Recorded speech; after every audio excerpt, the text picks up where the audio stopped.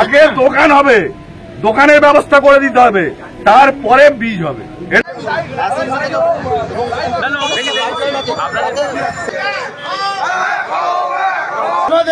দাবি মানতে হবে। বাউরিয়া এলাকার মানুষের দীর্ঘদিনের দাবি ছিল বাউরিয়া স্টেশনে উড়াল পুল নির্মাণ করতে হবে। অবশেষে বাউরিয়া রেল স্টেশনে উড়াল পুল নির্মাণ হতে চলেছে রাজ্য সরকার এবং রেল কর্তৃপক্ষের যৌথ উদ্যোগে। এই উড়াল পুল নির্মাণ হলে রেল পারাপারের দীর্ঘদিনের যে সমস্যা ছিল সেই সমস্যার সমাধান হবে। কিন্তু এই উড়াল পুল নির্মাণ করতে গেলে রেল স্টেশন সংলগ্ন এলাকায় থাকা বহু দোকান ভেঙে দিতে হবে। তাই আতঙ্কে রয়েছেন স্টেশন সংলগ্ন এলাকায় ব্যবসা করে পূর্বপুরুষের আমল থেকে জীবিকা নির্বাহ করে আসা ব্যবসায়ীরা। আমরা দাদা খুব আতঙ্কিত।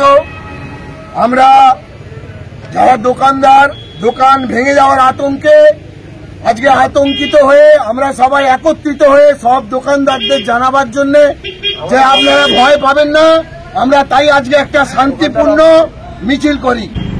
আমরা পূর্বপুরুষের সময় থেকে চলে আসা ব্রিজ প্লটের উপরে বর্ষারত আছি। আমাদেরকে যথাযথ পুনর্বাসনের পূর্ণ ব্যবস্থা করার পরেই ফ্লাইওভার করতে হবে। আমরা উন্নয়নের পক্ষে, কিন্তু আমরা সবচেয়ে প্রথম জিনিস যেটা চাই, সরকারি আধিকারিকদের মানবিক মুখ। এই অবস্থায় আমাদের যেন তরফ থেকে কোন রকম ভুল বার্তা সরকারের পক্ষে না যায়।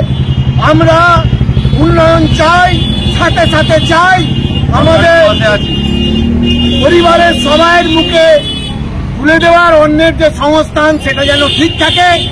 আমরা সবাইয়ের পাশে আছি।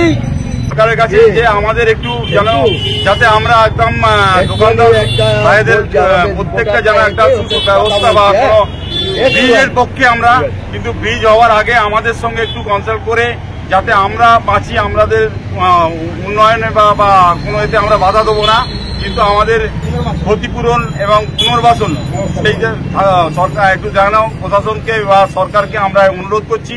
এইটা আমাদের জীবিকা যেন বেঁচে থাকে বা আমরা সবাই আমাদের পরিবারগুলো যেন সুষ্ঠুভাবে বেঁচে থাকতে পারে, এইটাই আমার কামনা।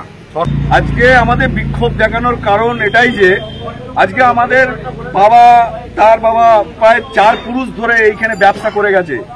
এই ব্যবসার ওপর আজকে আমরা আমাদের ঘরের সন্তান সন্ততি থেকে শুরু করে বাবা মা সমেত আরো প্রায়, এখানে যদি 200টা দোকান থাকে তাহলে প্রায় 10,000 জন লোক ক্ষতিগ্রস্ত হবে এই বীজটা, এই দোকানগুলো ভেঙে দিলে।